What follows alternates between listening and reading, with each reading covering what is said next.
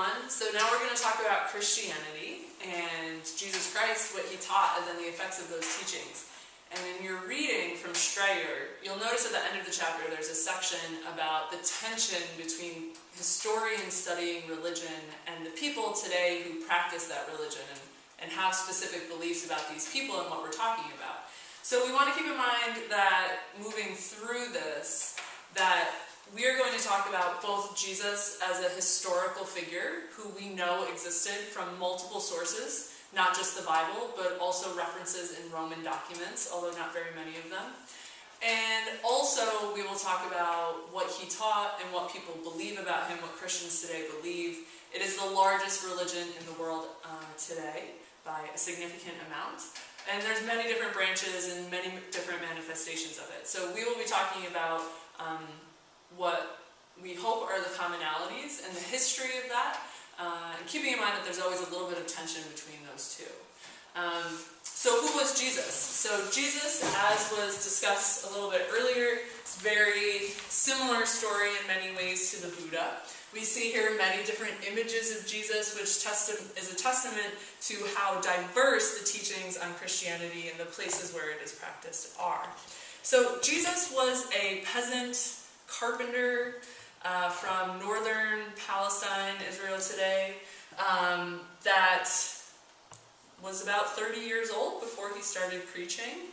Christians believe that he was the Son of God, but he certainly, regardless of your religious beliefs, can be acknowledged as teaching a special connection with God at that point, the Jewish God. So Jesus was a practicing Jew.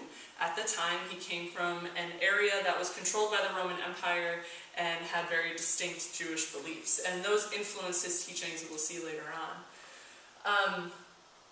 Around the age of 30, he began preaching. He was only able to preach for 3 years, approximately, based on what we know, because what he taught was so contradictory and so inflammatory in his setting. In many ways in the Jewish community and also in the Roman one, because of the way they overlapped. Jesus taught that the one God that Jews believed in was a loving God, and that we should have compassion for each other. Love your neighbor as yourself. The golden rule that's universal to many religions was a keystone of what he preached. And many Christians believe that he performed miracles and was able to get followers. And as his followers grew and what he taught grew, he became a threat to the Roman and the Jewish authorities, and they crucified him. What Christians believe happened 3 days later is the key to Christianity. So Christians teach that Jesus was then resurrected.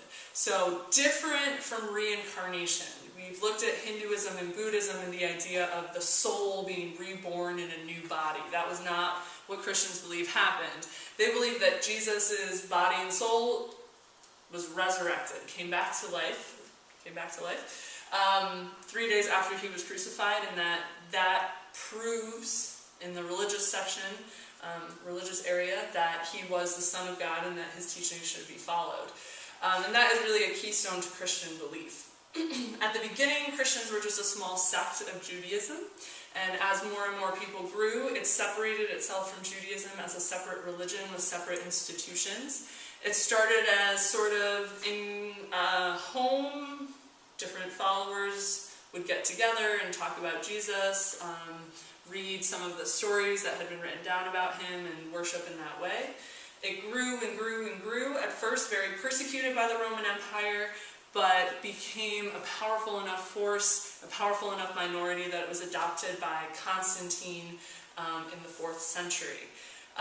We'll get into a lot of that when we talk about Rome. Just know that the Roman trade system allowed Christianity to spread, and that at that point Christianity then became politicized, which is a little bit different from some of the other faiths that we've talked about so far.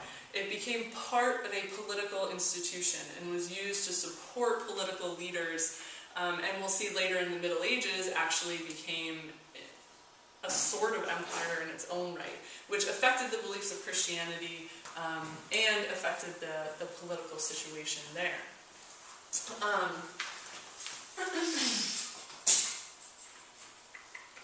Christianity also, excuse me for stepping out of the frame, Christianity also changed as it became part of a more diverse population.